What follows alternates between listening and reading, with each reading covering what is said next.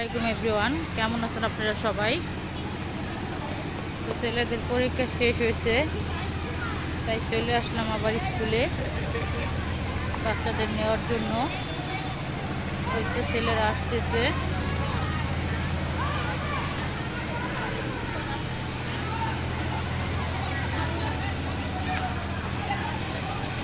সবাই বের হইতেছে, পরীক্ষা মাত্রই শেষ হয়েছে।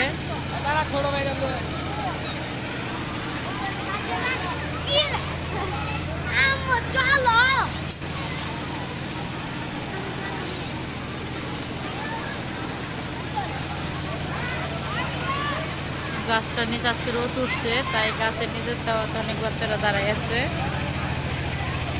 ছেলেরা ওখানে যাইতেছে। সবাই